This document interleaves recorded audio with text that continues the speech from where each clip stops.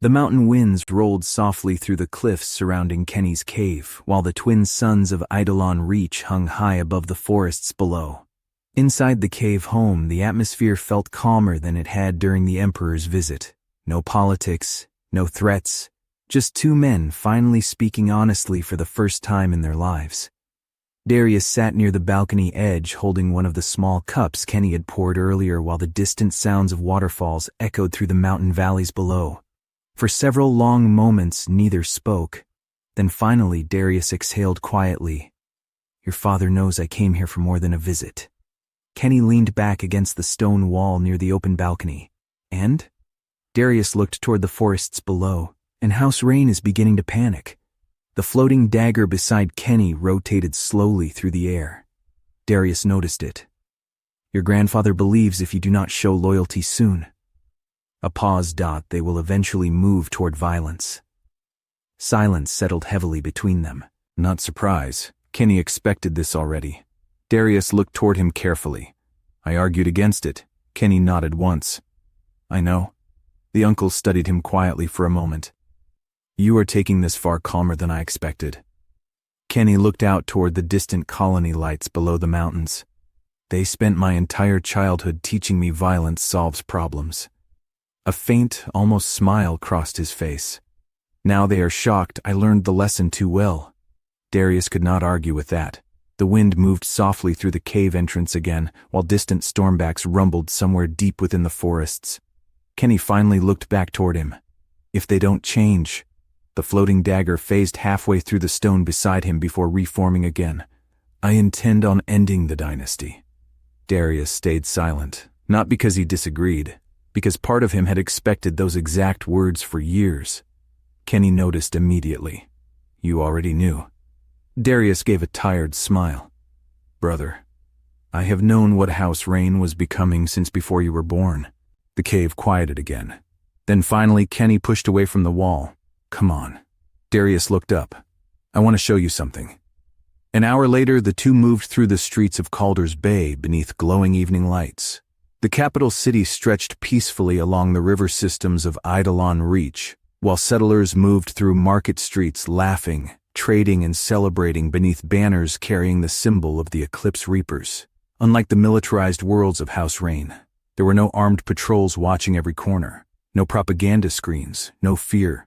Children ran openly through the streets chasing small drone lanterns while music drifted from nearby restaurants overlooking the river. Darius noticed everything immediately. The people smiled here.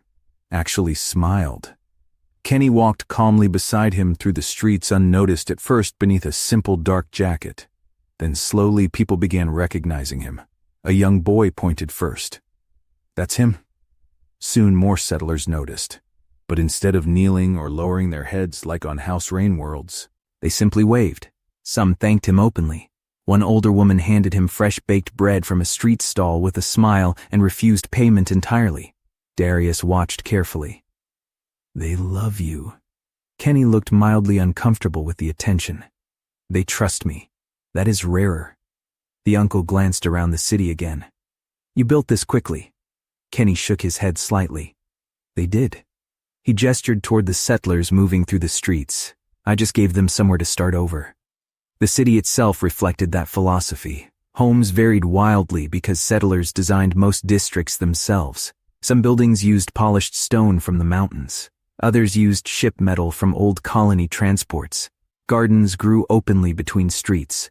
Nothing felt perfectly controlled. It felt alive. As they crossed one of the river bridges, several mist runners moved playfully across the rooftops overhead, while locals laughed and tossed small pieces of dawn fruit upward toward them. Darius looked genuinely amazed. "They coexist with people already?"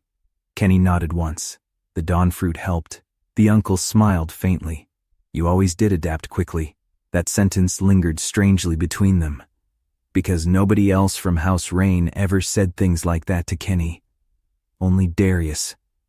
They eventually reached a quiet overlook near the upper river terraces where the city lights reflected beautifully across the water below. The two sat overlooking Calder's Bay while cool night air rolled through the streets beneath them. For a while neither spoke. Then Darius quietly asked, "Do you remember your mother well?" Kenny remained silent for several seconds. Pieces. The answer hurt more than if he said no. Darius looked out toward the city quietly. She adored you. Kenny's eyes shifted slightly toward him. The uncle smiled faintly at the memory. She used to carry you around wrapped in blankets because you hated the cold. A small laugh escaped him. You screamed at everyone except her before your father hid you. You know. Kenny listened silently. Darius continued softly. She would sit for hours telling you stories about worlds she wanted to visit someday. The city moved peacefully below them while the twin moons reflected across the river. She hated house reign politics. Kenny nodded once. I figured. Darius looked toward him carefully now. Your mother wanted you to become kind. That sentence hit harder than Kenny expected. The uncle sighed quietly. She used to tell me she was terrified your father would turn you into another soldier. A pause. And honestly, he looked around Calder's Bay. I think she would be proud of this. Silence. Not painful this time. Warm. Kenny finally spoke quietly. I barely remember her face. Darius looked genuinely saddened by that. So the uncle reached slowly into his coat and removed a small silver object. An old photograph. Physical. Not holographic. Rare. Kenny took it carefully. The image showed his mother sitting beneath trees somewhere far away from house reign worlds. Young. Laughing. Holding a toddler version of Kenny in her lap. For several seconds, Kenny could not speak. Darius looked back toward the river. She kept that picture hidden from your father. The city sounds below them softened beneath the weight of the moment. Finally, Kenny asked quietly, Why did you really come here? Darius answered honestly. At first, he sighed softly. To see whether you truly hated us. Kenny looked toward him. And now? The uncle smiled faintly. Now I think you might actually save this family from itself. The mountain winds rolled gently through the overlook while distant lights from the colony ships crossed the night skies overhead. Kenny stared down at the old photograph for several long moments. Then finally he looked toward his uncle directly. Come stay here. Darius blinked once. Kenny's expression remained calm but completely serious. Leave house reign. The uncle stayed silent. Kenny gestured toward the city below them. Help me build something better. The floating dagger beside him rotated slowly in the moonlight. No fear. Another slow rotation. No lies. Then Kenny looked directly into his uncle's eyes. A new dynasty. Silence settled between them while Calder's Bay glowed peacefully beneath the twin suns purpled from the day fading over Eidolon Reach. And somewhere deep down, for the first time in many years, Darius Rain wanted to say yes immediately.